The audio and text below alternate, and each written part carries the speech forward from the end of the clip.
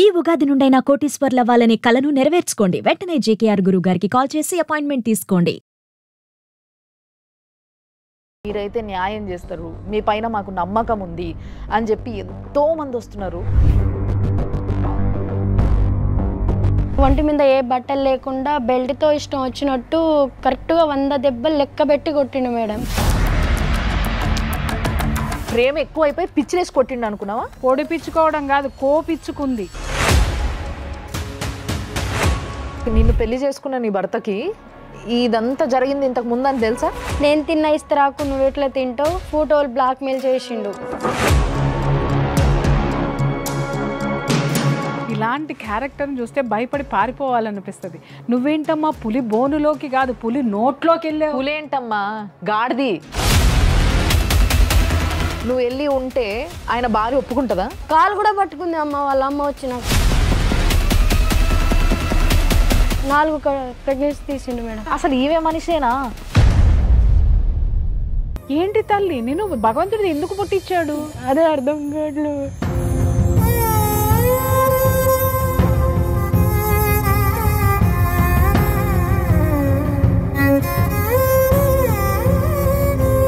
పడుకుంటాను నేను ఇట్లే దండగాలు కట్టుకుంటూ ఉంటాను, ఎవడేం పీక్కుంటాడో పీక్కు అని జిప్పు తీసి మరీ చూపిస్తున్నాను. ఊరికి వస్తుంది మరి మీరు ఏం న్యాయం చేస్తారు ఆమెకి? ఆ భూమిలో ఆయన 2 కొడుకు, నెక్స్ట్ ఈడో కొడుకు, ముగ్గురు మేడం. ముగ్గురికి 1 ఎకరం భూమిలో పంచి ఇస్తామని వాళ్ళ అమ్మ కొన్ని ఉంది. లేదు సార్, నేను 20 సార్లు పిటిషన్ ఇచ్చిన సార్. 20 సార్లా? మనం మర్చిపోతున్నాం కాబట్టే ఇట్లాంటి కేసులు ఎన్నెన్నో అయి కూర్చుంటున్నాయి. సుమన్ టీవీ ప్రేక్షకులకి నమస్తే. ఈరోజు లైఫ్ జర్నీ. ఈ లైఫ్ జర్నీలో ఎంతెంతోమంది మా ఆఫీస్ దగ్గరకు వచ్చి వెయిట్ చేస్తున్నారు, ఫోన్లు చేస్తున్నారు, మెసేజ్లు చేస్తున్నారు. మాకు ఈ బాధ ఉంది, మా బాధను మేము చెప్పుకోవాలనుకుంటున్నాము, మీరైతే న్యాయం చేస్తారు, మీ పైన మాకు నమ్మకం ఉంది అని చెప్పి ఎంతోమంది వస్తున్నారు. అందులో ఇవాళ ఒక ఆడబిడ్డ వచ్చింది. చూస్తేనే పరిస్థితి అర్థమవుతుంది ఆమెది. మొత్తం బక్క చిక్కిపోయిన ప్రాణము, ఓ చిన్న పిల్లగాడిని వేసుకొని ఎంతోసేపటి నుంచి లేదు మీరు వినాలే నా బాధ, నా మాట్లాడండి. ఎవరి పనులలో వాళ్ళు ఉంటారు, బట్ డెఫినెట్లీ ఆ అమ్మాయిని తీసుకొచ్చి కూసబెట్టి తినిపించి మాట్లాడి ఇప్పుడు ఫైనల్గా మేము ముందుకు తీసుకొచ్చినాం. తప్పు 2 వైపులా ఎప్పుడూ ఉంటుంది. డెఫినెట్గా మన దగ్గరకు వచ్చిన వాళ్ళందరికీ తప్పు లేకుండానే ఉండదు, కానీ ఏదో మంచి జరుగుతుంది అని ఒక స్టెప్ వేస్తాం చూసినరా మనము. ఆ స్టెప్ రాంగ్ సైడ్ పోయింది అన్న విషయం తెలుసుకోవడానికి చాలా ఆలస్యం అయిపోతుంది. సో అట్లా జరిగిన కేసులే మనకి ఇక్కడ దాకా వస్తున్నాయి. కాబట్టి దయచేసి ఆడపిల్లలందరికీ ఈ ఎపిసోడ్ చూసిన తర్వాత కూడా నేను మళ్ళా చెప్తున్నా, తిరిగి చూడండి, ఆలోచించండి. మనం ఒక డెసిషన్ తీసుకునే ముందు కరెక్టా కాదా ఆలోచించి పెద్దల్ని అడిగి, పెద్దలు ఎందుకు చెప్తారు అనేది ఆలోచించి తీసుకోవాలి అని ఒక చిన్న రిక్వెస్ట్. ప్రతిసారి హయ్యర్ అఫీషియల్స్కి వీళ్ళకి మాత్రమే రిక్వెస్ట్ పెడతా ఉంటాం, కానీ నేను ఇదంతా విన్న తర్వాత మళ్ళీ మీకు చూయించే ముందు ఆడపిల్లలందరికీ కూడా రిక్వెస్ట్ పెడుతున్నా. అమ్మ అర్థం చేసుకోండి, ఒక ఊపులా మనం బాగా అందంగా ఉన్నాం, మనం చూసి ఒకడు పడిపోయిండు వెళ్ళిపోదాం కాదు. తర్వాత ఏం జరుగుతుంది, తేడా అయితే నీ బతుకి ఏంది అనేది ఆలోచించుకోవాల్సిన అవసరం ఎంతో ఉంది అని ఈరోజు చాలా స్పష్టంగా తెలిసిపోతుంది మీకు. మాట్లాడదాం మనం. సో మనతో పాటు ఈరోజు మన స్టూడియోలో మీకు అందరికీ తెలుసు కదా, ప్రియా చౌదరి అమ్మ ఉన్నారు. అమ్మ నమస్తే. నమస్తే. And advocate, high court advocate Tulasiraj గారు ఉన్నారు. సార్ నమస్తే. సో ఈరోజు మన దగ్గరికి సునీత చాలా అసలు గంపెడు బాధ నింపుకొని వచ్చింది. నాకు ఏదో ఒక విధంగా న్యాయం జరగాలి అని పోరాడుతుంది. మరి సునీతనే అడిగి తెలుసుకుందాము.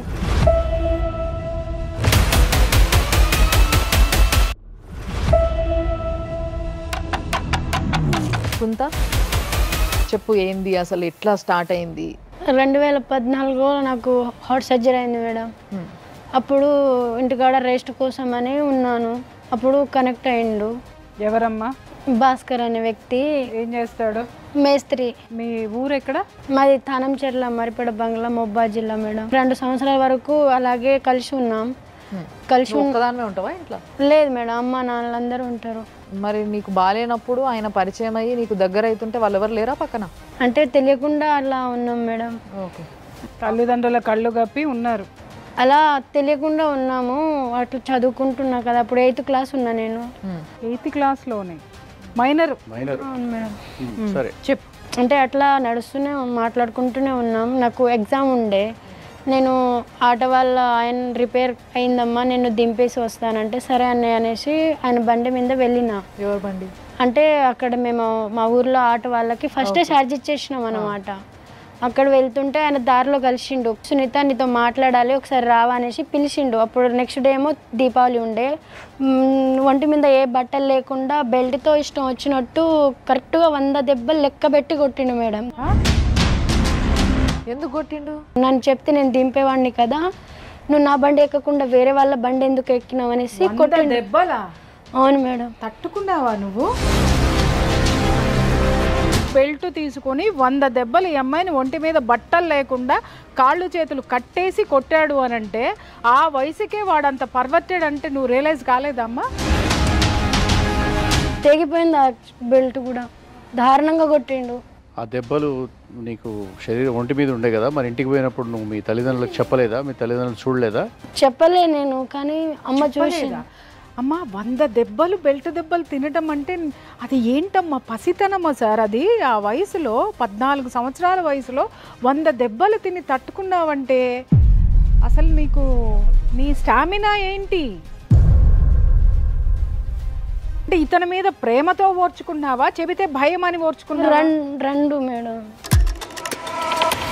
నువ్వు వేరోడు బండి ఎందుకు ఎక్కినవని ఆయన కొట్టడం అనేది నీ మీద అతి ప్రేమ ఎక్కువైపోయి పిచ్చిలేసి కొట్టిండు అనుకున్నావా?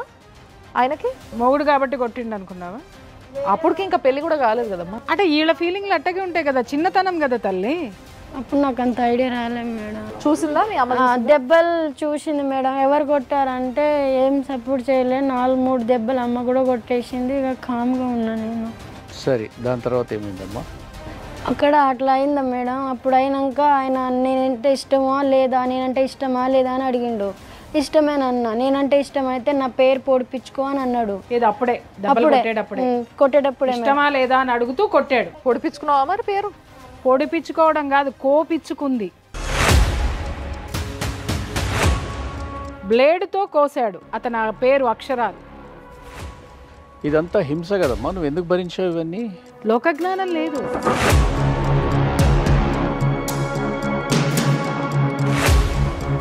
మరి ఆయనకు కూడా నువ్వు అంటే తెగ ప్రేమ ఉన్నది కదా, 100 దెబ్బలు కొట్టేంత ప్రేమ. మరి ఆయనను కూడా నీ పేరు కోసుకోమనొద్దు. రాసుకున్నాడు మేడం. ఏడా? ఇక్కడ గుండె మీద రాపించుకోవచ్చు. ఇట్లా పచ్చబొట్ట? పచ్చబొట్ట. ఆయన పచ్చబొట్ట వేయించుకుంటాడు సేఫ్గా వెళ్ళి, నీకేమో సెప్టిక్ అయ్యేలాగా చాకుతోని బ్లేడ్తోని గీసేస్తాడా? ఇట్లా తెలిసింది మా తమ్ముడు. ఒక 2 రోజుల వరకు నేను దాచిన తర్వాత తమ్ముడు తెలిసింది. ఏంటక్క ఏంటంటే ఇక అమ్మోళ్ళకి వాళ్ళు భయానికి కొట్టిండ్రు. అట్లా భయపడి నేను చెప్పేసిన. ఈయన పేరు రాసినాక అయితే ఊరోళ్ళందరి దగ్గర అయినరు. నా కూతురు లైఫ్ నాశనం చేసినావు, ఏంటి నా కూతురు పరిస్థితి అని పిలిపిస్తే, ఏం చేసుకుంటారో చేసుకోండి, కేసు పెడితే పెట్టుకోండి, ఏం చేస్తారో చేసుకోండి అని చెప్తే కేసు పెట్టిన మేడం. కేసు పెడితే ఊరు పెద్ద మనుషులు ఏం చేసిండ్రంటే ఇట్లా కరెక్ట్ కాదు అనేసి జైలు చేద్దాము, లేదంటే ఏదైనా నష్టపరిహారం వేద్దాం అనేసి వేసిండ్రు మేడం. 1 లక్ష రూపాయలు దండగా వేసిండ్రు. 1 లక్ష రూపాయలు దండగా వేసిండ్రాక ఆయనకి నాకే మీ కుల పంచాయతీ కుల పంచాయతీ జరిగింది మేడం. ఫైన్ వేసినాక ఇక ఆయనకి వేరే సంబంధం చూసేసిండ్రు, నాకు వేరే సంబంధం చూసేసిండ్రు. నా పెళ్ళయింది, ఆయన పెళ్ళయింది. జూన్ 1కి ఆయనకైంది, జూన్ 3కి నాకైంది 2016లో.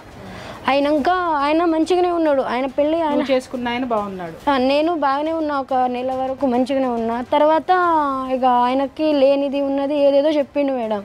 నేను తిన్న ఇస్తరాకు నువ్వు ఎట్లా తింటావు, నేను చేసిన అమ్మాయికి నువ్వు ఎట్లా చేస్తావు అనేసి నీ భర్తకు నేర్పించాడు. అట్లా చెప్పిండు. ఆయనకి కళ్ళు తాగిన దగ్గర ఏదో అక్కడ పరిచయం అయ్యి అట్లా చెప్పిండు.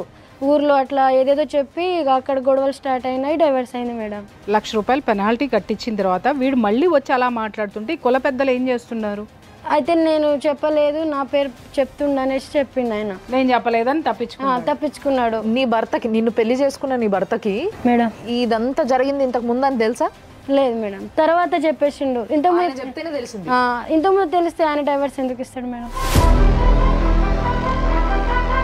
అప్పటి వరకు నీ భర్త నీతో బాగానే ఉన్నాడు, ఆయన చెప్పేంత 6 మంత్ చెప్పనంత వరకు బాగానే ఉన్నాడు. పెళ్ళైనాక 4-5 నెలలకి ఇక విడాకులు అయిపోయింది. ఇక ఆయన బాగానే ఉన్నాడు, ఆయన హ్యాపీగానే ఉన్నాడు. వాళ్ళ ఆవిడ బాగా కోఆపరేట్ చేస్తుంది ఆయనకి. అంటే విడాకులు అంటే మీ కుల పెద్ద సమక్షంలోనే అయింది, కుల పెద్ద అక్కడనే రాతపోత చేసి అవును విడిపించేసారు. సార్. ఆ తర్వాత నేను హైదరాబాద్కి వచ్చేసిన పని చేసుకున్నా మేడం. మధ్య మధ్యలో ఈయన ఫోన్ చేస్తూ ఉంటాడు, మా నాన్న చచ్చిపోయిండు. ఎవరు? భాస్కర్ అనే వ్యక్తి. మా నాన్న చచ్చిపోయిండు, నాకు బాధగా ఉంది, నేను ఆమెను ఇష్టం లేకుండా పెళ్లి చేసుకున్నా, నువ్వు నాతో మాట్లాడగలవా ఇది అని చెప్తే నేను నమ్మలేను, నీతో నాకు ఎలాంటి రిలేషన్ లేదు, నాకు వర్క్ ఉందనేసి ఫోన్ కట్ చేసి బిస్టోన్లో పెట్టేదాన్ని మేడం. వేరే వాళ్ళ ఫోన్తో చేసేటోడు. ఆ సిమ్మే తీసేసినాక నేను 5 సంవత్సరాల వరకు ఆయనకి కాంటాక్ట్ లేను, అసలు ఆయన మొహం కూడా నేను చూడలేదు. ఊరికి వెళ్ళినా కానీ చూడలేదు. తర్వాత 2022లో నాకు మళ్ళీ పరిచయం అయ్యిండు. పరిచయం అయ్యి 3-4 నెలల వరకు నేను డైవర్ట్ చేసిన, దగ్గర అయ్యిండు. ఎక్కడ పరిచయం అయ్యాడు? ఊర్లో మేడం, మా ఊరికి వెళ్ళినా కదా. ఊరికి వెళ్ళిపోయావు నువ్వు? ఊరికి వెళ్ళిపోయిన దగ్గర నుంచి మళ్ళీ దగ్గర అవడం, నువ్వు కరిగిపోయావు. దగ్గర అయ్యి ఇట్లా ఫోటోలు బ్లాక్ మెయిల్ చేసిండు. ఎట్లా అంటే ఎట్లా అయిందంటే మేడం, నేను అమ్మాయి ఉన్నప్పుడు ఫోటోలు ఉండే కదా, ఆ ఫోటోలన్నీ బ్లాక్ మెయిల్ చేసిండు అనమాట. ఈ ఫోటోలు అట్లా మీరిద్దరూ కలిసి ఉండగా న్యూడ్ గా ఉన్న ఫోటోలు ఉన్నాయా? అవును ఉన్నాయి మేడం, అతని దగ్గర ఉన్నాయి. అతని దగ్గర ఉన్నాయి. ఎప్పుడు తీసినాడు ఆయన? ఎట్లా తీసిండో నాకు తెలియదు కానీ ఫోటోలు అయితే ఉన్నాయి మేడం. భయంతో లొంగిపోయావు, మళ్ళీ ప్రేమ వచ్చి లొంగిపోయావా? భయంతో లొంగిపోయినా ఈసారి మేడం. అంటే ఆయన ఇండైరెక్ట్ గా మా తమ్ముడిని పంపిస్తా, నేను స్టేటస్ పెడతాను, ఆల్రెడీ స్టేటస్ పెట్టేసిండు కొన్ని ఫోటోలు. చూసిన వాళ్ళందరూ నాకు ఫోన్ చేసిండ్రు, ఏంటి సునీత అంటే అది పాత ఫోటోలు అన్నా, నాకు తెలియదు అనేసి ఏదో వాళ్ళని నేను మొహం చూపలేకపోయినా. చూసారు, చూసిన వాళ్ళు ఎవరు కూడా వాడి కాళ్ళు చేతులు ఆయనకే సపోర్ట్ ఉండే మేడం. ఆ ఊరంతా అబ్బాయి అనగా 100 చేస్తాడంట మేడం. అబ్బాయి అంటే 100 చేస్తాడు. అలాగే ప్రతి ఒక్క కూతురు తండ్రి కూడా ఓర్చుకుంటాడా? ప్రతి ఒక్క కూతుర్ని మీ ఊర్లో ఉన్న ప్రతి ఆడపిల్లని ప్రతి మగాడు చేసుకున్న మగాడో లేకపోతే పక్కనున్న మగాడో ఇట్లా 100 కొరడా దెబ్బలు కొట్టేసి బెల్ట్తో కొట్టి బ్లేడ్తో కోస్తే ప్రతి తండ్రి ఒప్పుకుంటాడంటనా మగాడు ఇట్లాగే చేస్తాడు అంటున్నారు మేడం. 100 మంది దగ్గర పోతాడు, ఆడోళ్ళ దగ్గర ఉండాలి అనేసి చెప్తుండ్రు. సరే, ఈ విషయాలు మాట్లాడినరో మీ ఊరు పెద్ద మనుషులు, ఈ మాట మాట్లాడిన పెద్ద మనుషులు, వాళ్ళ నంబర్లు ఎవరు ఉన్నాయా? నెంబర్లు అంటే సర్పంచ్ ఒకరు ఆయన ఉంది. ఆయన అన్నాడా ఈ మాట? మొగడన్నాక చేసిండు, నీకు తెలియలేదా అమ్మని అన్నాడు మేడం. సర్పంచ్ గారికి నేను అడుగుతున్నాను, సర్పంచ్ గారు మీరు ఊరికి పెద్ద అంటే తండ్రితో సమానమండి. మీరు ఒక ఆడపిల్లని 100 దెబ్బలు కొట్టి హింసించి కాపురం నాశనం చేసి బ్లేడ్లతో ఒంటి మీద కోస్తే మగాడన్న తర్వాత 100 చేస్తాడు అని మీరు మాట్లాడారు. గుండెల మీద చేయేసి చెప్పండి, మీరు కొలిచే దేవత సాక్షిగా మీరు చెప్పింది కరెక్టేనా? ఇదే మీ కన్న బిడ్డని ఎవరైనా ఇలాగే చేస్తే ఏ కోర్టుకి వెళ్లకుండా ఇదే శుద్ధులు మీరు చెప్పగలరా? సార్, మగాడు అనేటటువంటి ఒక అహంభావాన్ని పెంచి పోషిస్తూ మీరు ఈ సమాజంలో ఆడపిల్లల్ని బతకనివ్వరా అండి? నీకు బుద్ధి లేదా? ఆయనని ఎందుకు ఏడిపిస్తున్నావు? ఆయనని ఎందుకు కేసులో రప్పిస్తున్నావు? నీకేం కావాలి? 2 లక్షలు తీసుకొని ఎక్కడైనా దూరంగా పారిపోవచ్చు కదా అనేసి సర్పంచ్ వాళ్ళ నాన్న, సర్పంచ్ వాళ్ళ భార్య, పిల్లలు లేరా అమ్మా? ఒక పాప. వాళ్ళు ఎందుకు లేరు మేడం? వాళ్ళందరికీ పిల్లలు ఉన్నారు, కానీ ఆయనకే సపోర్టు. చెప్పమ్మా, తర్వాత ఏం జరిగింది? నువ్వంటే నాకు ఇష్టం, నువ్వు నాతో ఉండు, నేను మంచి చూసుకుంటా, లేదంటే ఫోటోలు నేను ఏడు పంపాలో ఆడికి పంపించేస్తా, నువ్వు ఎట్లా బతుకుతావో వేరే ఆయనతో ఎట్లా ఉంటావో నేను చూస్తా, లేదంటే నేను చంపేస్తాననేసి బీర్ల సీసాలు ఉంటాయి కదా మేడం, అవి పలగొట్టి నోట్లో వేసుకుండు. మింగలే మేడం. నువ్వు నాతో ఉండకపోతే నేను ఇట్లా చచ్చిపోతా. అమ్మ, ఎవరికైనా ఇలాంటి క్యారెక్టర్ని చూస్తే భయపడి పారిపోవాలనిపిస్తుంది. నువ్వేంటమ్మా పులి బోనులోకి కాదు పులి నోట్లోకి వెళ్ళే. పులేంటమ్మా, గాడిది, వాడు గాడిది, పులెక్కడ? ఆ తర్వాత మందు ఉంటుంది మేడం. మందు మింగేస్తే అది సబ్బు నీళ్ళతోటి కక్కిచ్చిండ్రు. మందు కూడా తాగేసాడా? మందు తాగేసిండ్రు. తర్వాత ఫస్ట్ ఎవరికి చెప్పకుండా 10 నిమిషాలు సైలెంట్. వాళ్ళ ఇంట్లోనే మేడం, అది మందు తాగేసింది వాళ్ళ ఇంట్లో. వాళ్ళ ఆవిడ ఉంది, వాళ్ళ ఫ్యామిలీ మొత్తం ఉంది. వాళ్ళేమి వారించలేదా అతన్ని? ఇదేం పోయే కాలం నీకని చెప్పి?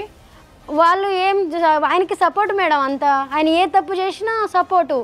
ఇప్పుడు సరే, ఆయన నిన్ను అడిగిండు ఆయనతో ఉండమని, నువ్వు వెళ్ళి ఉంటే ఆయన భార్య ఒప్పుకుంటుందా? ఆమె ఒప్పుకున్నాను, నాకు ఫోన్ మాట్లాడింది, ఇంట్లోకి వచ్చేసాయి లేదంటే బయట ఉంటే బయట ఉండు, నీ వల్ల మాకు టార్చర్ పెడుతుండు, నువ్వు నేను ఇద్దరం కలిసి ఉందామని చెప్పింది మేడం. ఆ రికార్డింగ్ కూడా ఉన్నాయి. ఈ ఆడ స్త్రీ జాతికి నమో నమః. నిజం చెప్తున్నా. అందుకంటే అంత పర్వర్టెడ్ నేచర్ని తట్టుకున్న నువ్వు ఇంకెంత ఇది ఉన్నావో, అలాగే మీ ఇద్దరిని కలిసి భరించడానికి ఆ కుటుంబ సభ్యులు కూడా వాడు పెట్టే టార్చర్ భరించలేక ఒక పులికి ఒక ఆహారం కింద ఒక జింక పిల్లని వేసేసినట్టు, అమ్మ నువ్వు రామ్మ, నువ్వు కాపురం చేయి, వాడు నిన్ను కొడతాడు, నిన్ను తిడతాడు, మమ్మల్ని మాత్రం రక్షించు అని చెప్పేసి నిన్ను తీసుకొని దాంట్లో పెట్టేసి కాలు కూడా పట్టుకుంది అమ్మ, వాళ్ళ అమ్మ వచ్చిన. మహిళా మనులు నమస్కారం తల్లి. ఇండానికే చాలా రోత ఉంది నాకైతే. ఒక్క నిమిషం ఆగమ్మా, ఆయన భాస్కర్ అనేట ఆయనకు ఫోన్ చేద్దాం మేడం. ఇంత విచిత్రమైన క్యారెక్టర్ని నేనైతే అసలు ఎప్పుడూ చూడలేదు, వినలేదు. The number you have dialed is currently busy. Please try later. The number you have dialed is currently busy. Please. Busy అని వస్తుంది, చేద్దాము. నీకు కొడుకున్నట్టున్నాడు కదా, మరి ఆయన ఎవరికి పుట్టిండు ఆ కొడుకు? భాస్కర్. మీరు ఈ మాత్రం దానికే అంత ఆశ్చర్యపోతున్నారు? ఆవిడ చెప్పనివ్వండి. అట్లా ఫోటోలు బ్లాక్మెయిల్ చేసిండు, నేను పెళ్లి చేసుకుంటా, నాతో ఉండు, నేను ఇల్లు కట్టిస్తా, నిన్ను చూసుకుంటా, ఆమెను చూసుకుంటా, వేరే ఆయన చేసుకుంటే మాత్రం నువ్వు శవమే సునీత, నువ్వు నాతో ఉంటే మంచిగా ఉంటుంది, వేరే ఆయన ఎవరితో ఉన్నా నేను చంపేస్తా, లేదంటే ఏది చేయాలో అది నాకు తెలుసు, అది చేసేస్తా అని చెప్పిండు. తాళి కట్టాడా? కట్టిండు మేడం. కట్టాడు మేడం. ఎవరి సమక్షంలో? ఒక్కరే, ఎవరికి చెప్పకుండా బలవంతంగా కట్టిండు. అంటే నువ్వు నాతో ఉండాలి కంపల్సరీ, నేను కట్టేస్తా అని కట్టేసిండు మేడం. నీకు తాళి కట్టినప్పుడు ఏమైనా ఫోటోలు కానీ ఏమైనా ఉన్నాయా? ఫోటోలు ఉన్నాయి మేడం, ఫోటోలు, రికార్డింగ్లు, ఆల్మోస్ట్ మొత్తం ప్రూఫ్ ఉండే. బట్ ఆయన నన్ను కొట్టి తీసుకెళ్ళిపోయిండు, దారుణంగా కొట్టిండు మేడం. ఇప్పుడే గాయాలు మాయమైనాయి, కడుపులో గుద్దిండు, కుట్ల మీద గుద్దిండు, ఇట్లా ఇక్కడ. హార్ట్ పేషెంట్ అమ్మ నువ్వు? అవును మేడం, స్పాట్ గా డెడ్ అయిపోవాలి, నువ్వు చచ్చిపోతే నేను 3 నెలలు జైలుకి పోయి వస్తా, నేను బతకనియను, నువ్వు నన్ను ఏడబెడితే ఆడబెడుతున్నావు, నువ్వు చంపేస్తా, నాకు నచ్చినట్టు నేను చేసిన, నేను నచ్చినట్టు నా టైప్లో నేను అన్నీ యూజ్ చేసుకున్నా, ఇప్పుడు నువ్వు నాకు అవసరం లేదు, అప్పుడు బాగుండేదానివి, ఇప్పుడు నువ్వు బాగలేవు అట్లా అంటాడు. ఇప్పుడు ఈ బిడ్డ పుట్టాడు కదమ్మా? పుట్టిండు మేడం. ఈ బిడ్డ పుట్టక ముందు అతనితోటి నువ్వు ఎన్నాళ్ళు కలిసి ఉన్న తర్వాత ఈ బిడ్డ పుట్టాడు? సంవత్సరం తర్వాత మేడం. సంవత్సరం తర్వాత. ఈ సంవత్సరంలో ఏం జరిగింది? ఇదే కొట్టడం తిట్టడం జరిగింది. 4 ప్రెగ్నెన్సీలు తీసిండు మేడం. 4 ప్రెగ్నెన్సీలు తీసేశారు. ఏంటమ్మా ఇవేమన్నా చెట్టు మీద కాయలా తుంచడానికి? అబార్షన్స్ తట్టుకున్నావా నువ్వు? అసలు వాడు అసలు మనిషేనా? అసలు ఈమె మనిషేనా? 1 yearలో 4 అబార్షన్స్ అయ్యి మళ్ళీ ఒక బిడ్డను కన్నింది అమ్మాయి మోసి. ఏంటి తల్లి, నేను భగవంతుడు ఎందుకు పుట్టించాడు? అదే అర్థం కావట్లేదు.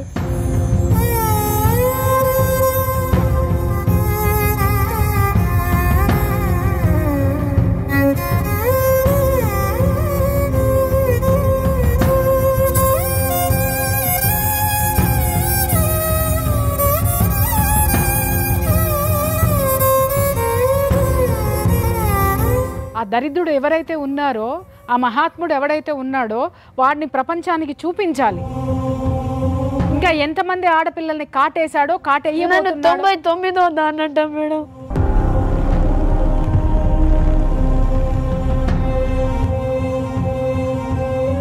శిశుపాలుడి లెక్క సరిపోయిందమ్మా. 99వ దానివి. నేను పడుకుంటాను, నేను ఇట్లే దండగాలు కట్టుకుంటూ ఉంటాను, ఎవడేం పీక్కుంటాడో పీక్కు అని జిప్పు తీసి మరీ చూపిస్తున్నాను.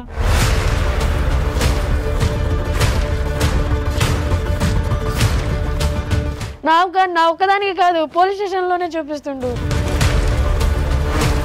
అసలు ఆ పోలీసులే కాదు మేడం, వాళ్ళని జాబ్ ఇచ్చింది ఎవరో కూడా అర్థమవుతలేదు. నాకే కాదు, అక్కడ వెళ్ళిన ఏ కేసు వెళ్ళినా అసలు ఏం లేదు. పోలీస్ స్టేషన్ అది? మరిపడ police station.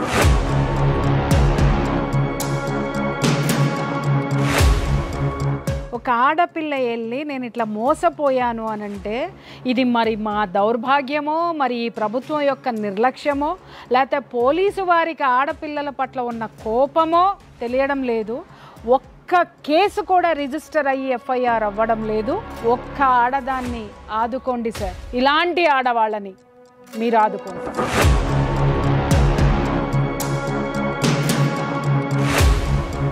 Hello hello hello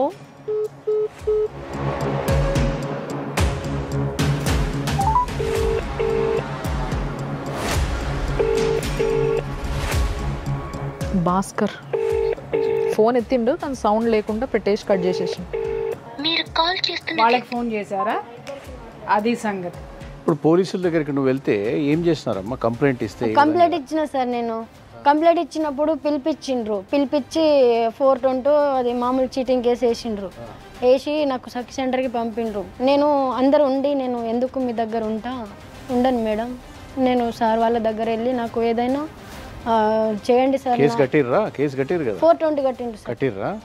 నీ దగ్గర ఏం ఆధారాలు ఉన్నాయమ్మా, నువ్వు ఎందుకు నీకు పెళ్ళి అయినట్టు లేదు, ఏం లేదు. నేను ఆల్రెడీ ఫోటోలు చూపించిన అని నాకు ఏం జరిగినాయో మంచి చెడు అనే ఫోటోలు నేను రమాదేవి మేడం అనే పవన్ సార్ అనే వాళ్ళకి చూపించిన, పాత ఏసఐ సార్కి. అవి వాళ్ళు చూసిండ్రు. అయినా కూడా సరే ఆయనకి వెళ్ళే మాట్లాడిండ్రు, మేమేం చేస్తామమ్మా, మా మాట వినట్లేదు, ఇక్కడ అసలు ఆ సెంటర్లు పెట్టింది ఎందుకు సార్? మా మాట వినట్లేదు, వదిలేసాం. పోలీస్ స్టేషన్లోనేమో ఏం చేయమమ్మా, వాళ్ళు రావట్లేదు, మమ్మల్ని ఏం చేయమంటావనంటే దోమలు తోలుకుంటానికి కూర్చున్నారా, లేకపోతే చెమ్మ చెక్కలు ఆడుకుంటానికి కూర్చున్నారా ఈ వ్యవస్థలన్నీ? నేను కేసు పెడుతున్నా కదా, పిలిపిస్తున్నా కదా పోలీస్ స్టేషన్కి, ఎక్కడ వెళ్ళాలో నాకు తెలియట్లేదు సార్. ఇక దగ్గరలో పోలీస్ స్టేషన్ ఉంది, నాకు ఏ కష్టం వచ్చినా మేము ఎన్ని రోజులు ఉపవాసం ఉంటాం సార్, వీళ్ళ దగ్గర అడుక్కొని తిందామనేసి నేను ఊకే పోలీస్ స్టేషన్కి వెళ్ళిన. ఊకే ఎట్లా వెళ్తుంది నీ కూతురు అనేసి మా వాళ్ళ మీద పడ్డాడు, అంటే మా అమ్మ వాళ్ళ మీద. ఊర్లోనే ఉంటారు కదా, వాళ్ళ ఇంటి ముందు వెళ్ళి రాళ్ళు ఇసురడం, కొట్టడం. నీ కూతుర్ని కూడా నేను కొడుకు కనిచ్చిన కదా, నువ్వు కూడా రా, నిన్ను కూడా కొడుకు కనిస్తా, మా అమ్మని. కామాంధుడు అనడానికి వీడు పర్ఫెక్ట్. వాళ్ళని టార్చర్ పెడుతుంటే నేనే అన్నా, నా బాధ వాళ్ళ బాధ చూడలేక ఏమైనా కోపం ఉంటే నా మీద, నేను నీకు కనెక్ట్ అయినా నువ్వు నాకున్నావు, నీ మీద నా కోపం, నా మీద నీ కోపం. మా ఫ్యామిలీ వాళ్ళు ఏం చేసిండ్రు, అమాయకులు, పొలం తప్ప వేరే ప్రపంచమే లేదు, వాళ్ళ మీద ఎందుకు పోతావు, ఏదైనా ఉంటే నాతో ఆడును ఆట అనేసి నేను చెప్పిన. అదే కోపంలో బీర్ తాకుండా వచ్చిండు, బైక్ మీద వచ్చిండంట, ఆయనే చెప్పిండ. అయితే నువ్వు డోర్ తీసునిత అంటే వీడు మమ్మల్ని కొట్టనికే వచ్చిండు అనేసి నేను 100కి కాల్ చేసిన. ఒక్క నిమిషం అమ్మ, సర్పంచ్ గారు ఫోన్ చేశారు, మాట్లాడతాం. హలో మేడం, సర్పంచ్ గారు కదా? శంకర్ గారు? అవునవును మేడం. శంకర్ గారు, మేడం సునీత సుమన్ టీవీకి వచ్చిందండి మేడం. మీ ఊర్లో చాలా రచ్చ అయినట్టుంది, అది మీకు అంతా తెలుసు కదా? తెలుసు మేడం. సో సునీత ఏం చెప్తుందంటే ప్రతిసారి ఎంత అన్యాయం జరిగినా కూడా మీరు ఆ భాస్కర్ అనే అబ్బాయికే బాగా సపోర్ట్ చేసిండ్రు అనేసి చెప్తుంది, అవునా? లేదు మేడం, మన భాస్కర్ మనకు ఎందుకు సపోర్ట్ చేస్తాం మేడం? ఆడపిల్ల ఎట్టుకుంటే అటు మనం సపోర్ట్ చేస్తాం.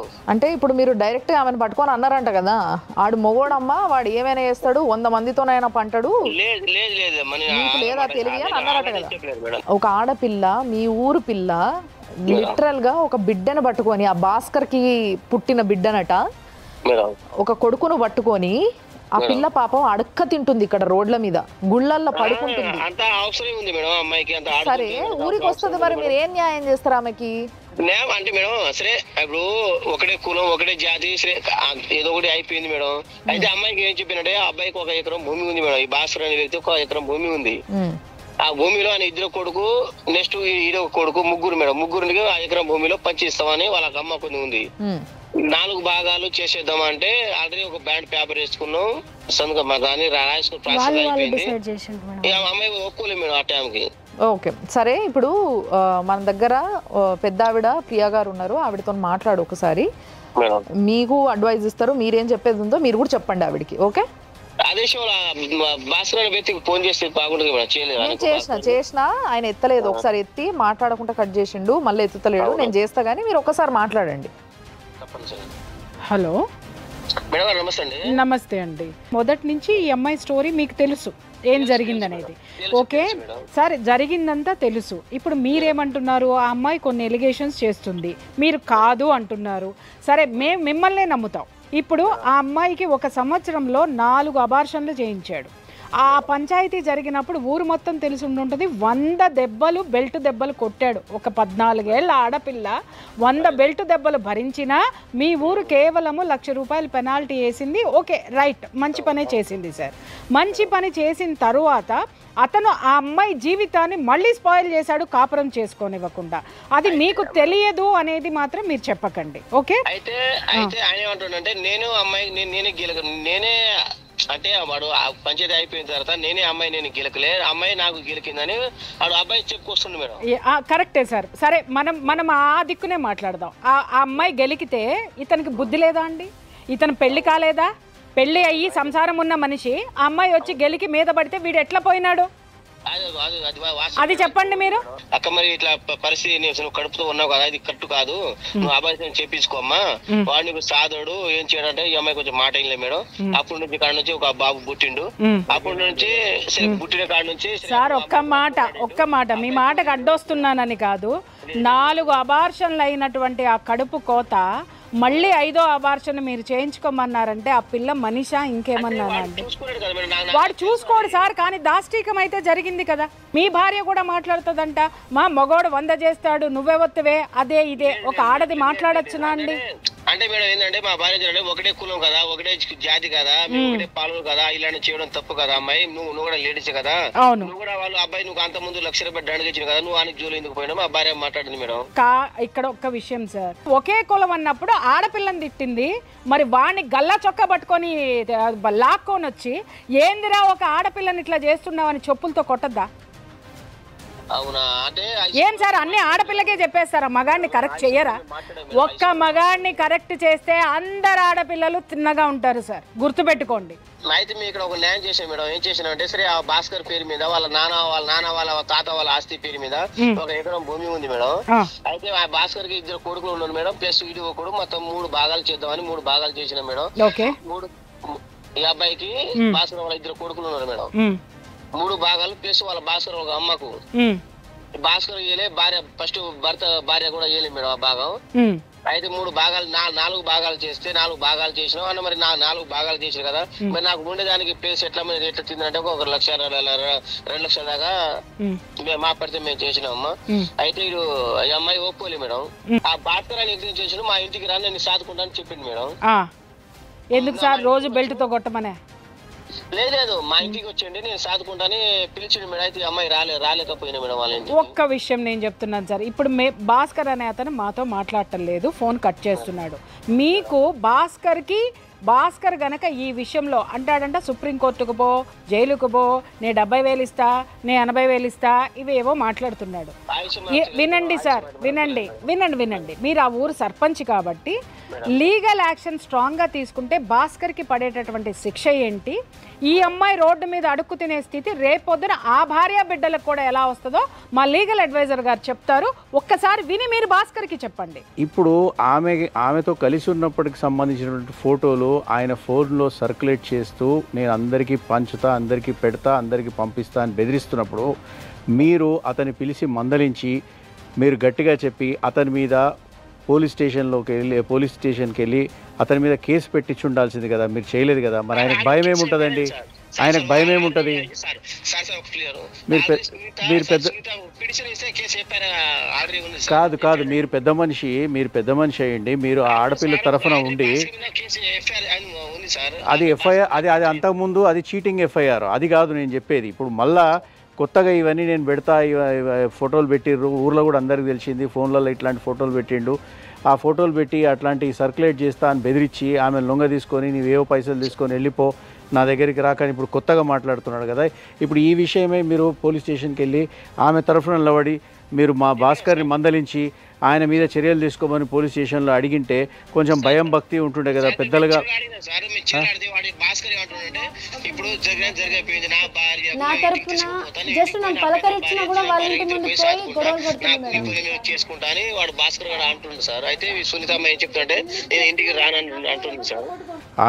ఆమె పోలీస్ స్టేషన్కి వెళ్ళి పెట్టాల్సిన కేసులు ఆమె పెడుతుంది కానీ మీ సమాజం కాబట్టి, మీ ఊరు కాబట్టి, మీ గ్రామం కాబట్టి ఆమె మీ దగ్గరికి వస్తే ఆమెకి కావాల్సినటువంటి సపోర్ట్ ఇచ్చి మీరు అండ ఇచ్చి ఆమెకు మీరు ఎంతవరకు న్యాయం చేయగలరో చేస్తానంటారా?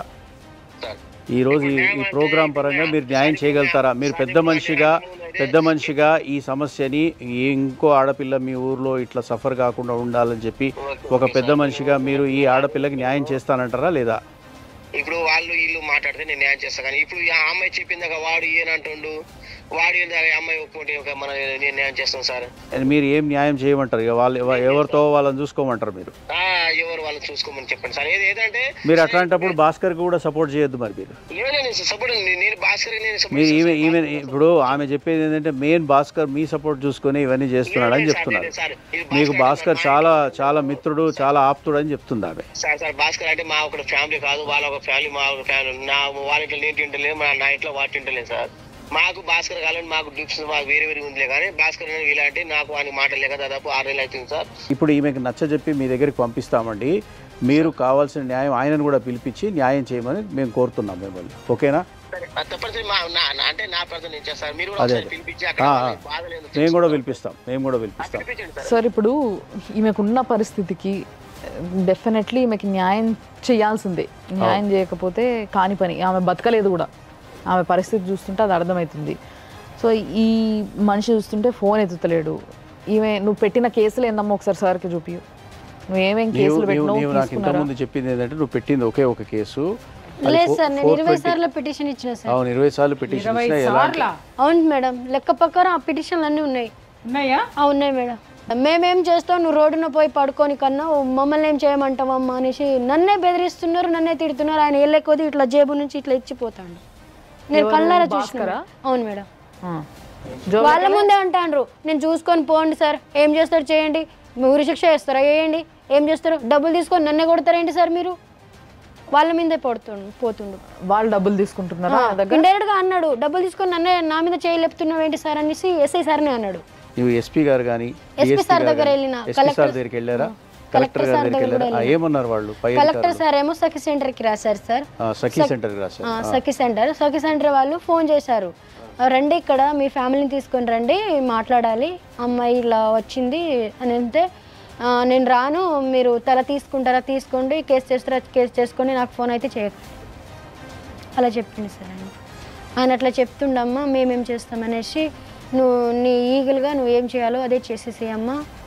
చూడమ్మా, ఇప్పుడు నిన్ను పెళ్ళి అనే తంతు చూపించి పెళ్లిలాగా చేసుకున్నట్టు చూపించి నిన్ను అనుభవించాడు. అవును సార్.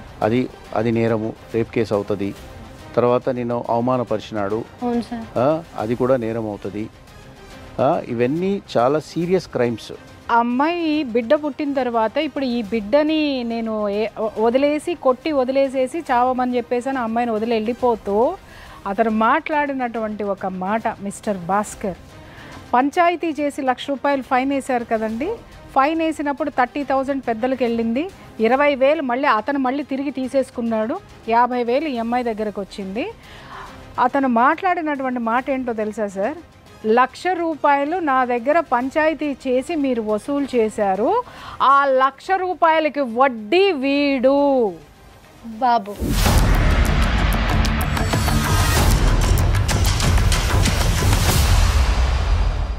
సో ఇది కక్ష సాధింపు చర్య అని ఈజీగా అర్థమవుతుంది. కాబట్టి ఈ కక్ష సాధింపు చర్య నువ్వు మళ్ళీ పోలీస్ స్టేషన్కి ఒక ఫ్రెష్ పిటిషన్ తీసుకొని వెళ్ళు. వాళ్ళు కనుక మళ్ళీ తీసుకోకపోతే నువ్వు ఒక అడ్వకేట్ని పెట్టి కోర్టులో మ్యాజిస్ట్రేట్ గారు ఉంటారు, అక్కడ వెళ్ళి కంప్లైంట్ వేసి ఇన్నిసార్లు నేను కంప్లైంట్ ఇచ్చాను, ఈ రకమైనటువంటి నేరాలు చేశాడు అతను అని చెప్పి. ఆ పిల్లకి అడ్వకేట్ని పెట్టుకునేంత శక్తి కానీ అవి ఏవి లేవు. లీగల్ సర్వీసెస్ అథారిటీ కూడా మీకు నేను కూడా గైడ్ చేస్తాను. అక్కడ లీగల్ సర్వీసెస్ అథారిటీ ఉంటుంది మీకు జిల్లాలో, అక్కడికి వెళ్ళి మీరు పిటిషన్ పెట్టుకోండి. నేను ఎన్నిసార్లు కంప్లైంట్ చేసినా ఆయన కూడా ఎవరు పట్టించుకుంటలేదని చెప్పొచ్చు. మీరు అలాగే హ్యూమన్ రైట్స్ కమిషన్ దగ్గరికి వెళ్ళి కూడా మీరు అప్లికేషన్ పెట్టుకోవచ్చు, నాకు న్యాయం చేయట్లేదు పోలీసులు అని చెప్పి. అది అట్లా కూడా చేయొచ్చు.